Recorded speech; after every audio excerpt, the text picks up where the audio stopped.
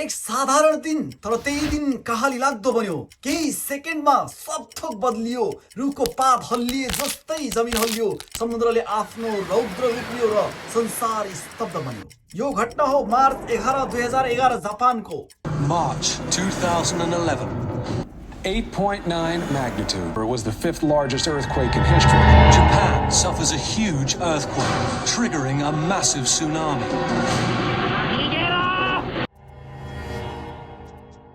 जापानको इतिहासको कालो दिन, जुन दिन 9.1 म्याग्निट्युडको भूकम्पले समुद्र हल्लायो र त्यसले ल्यायो एउटा महान विनाशकारी सुनामी।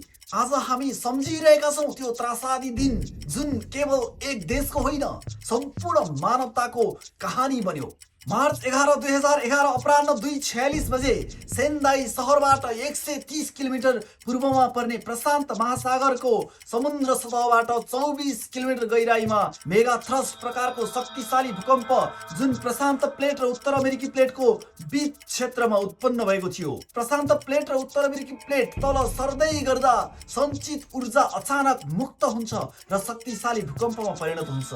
भूकम्पपछि सुनामीले जापानको तोहोकु क्षेत्रका इवाते, मियागी र फुकुशिमा प्रान्तहरूमा गम्भीर प्रभाव पार्यो। सेन्दाई क्षेत्रमा भने समुद्रको लहरहरू 10 किलोमिटर भित्रसम्म प्रवेश गरेका थिए, जसले सम्पूर्ण सहरलाई ध्वस्त बनायो।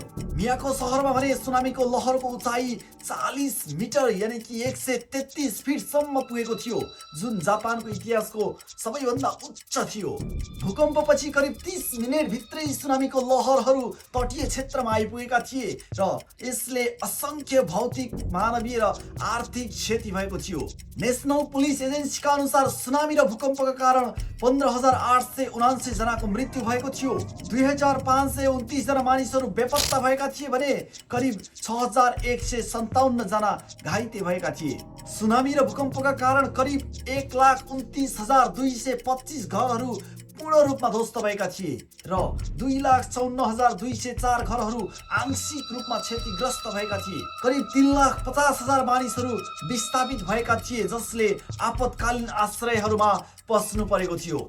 यही प्रकोपले जापानलाई करिब 235 अरब अमेरिकी डलर बराबरको क्षति पुर्याएको थियो, जुन इतिहासकै सबैभन्दा महँगो प्राकृतिक प्रकोप मध्ये एक हो। यो त्रासदीले जापानको पूर्वोत्तर क्षेत्रलाई मात्र होइन, सम्पूर्ण देशलाई गहिरो आघात पुर्यायो। तर जापानी जनताको एकता, अनुशासन र पुनर्निर्माणको इच्छा शक्तिले देशलाई पुनः उभिन मद्दत गर्यो। यो केवल एउटा प्राकृतिक प्रकोप थिएन, यो एउटा परीक्षा थियो, एउटा देशको, एउटा सभ्यताको र सम्पूर्ण मानव जातिको।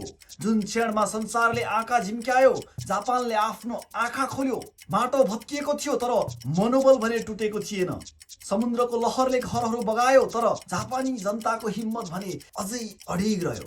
उनीहरूले आँसु पुस्दै मल्टी स्टोरी भवनहरू भत्किएको ठाउँमा नयाँ सपना बनाउँदै अघि बढे। एक हातले अरूलाई समाउँदै र अर्को हातले भविष्यको इटा राख्दै जापानले फेरि आफूलाई उठायो। आज त्यो सेन्दाई, त्यो फुकुशिमा र त्यो तोहोकु क्षेत्र सबै फेरि पनि बाँचिरहेका छन्, हाँसिरहेका छन् र अरूलाई सिकाइरहेका छन् कि जीवन कुनै दिनमा टुङ्गिँदैन, जीवन हरेक दिन पुनः सुरु हुन्छ।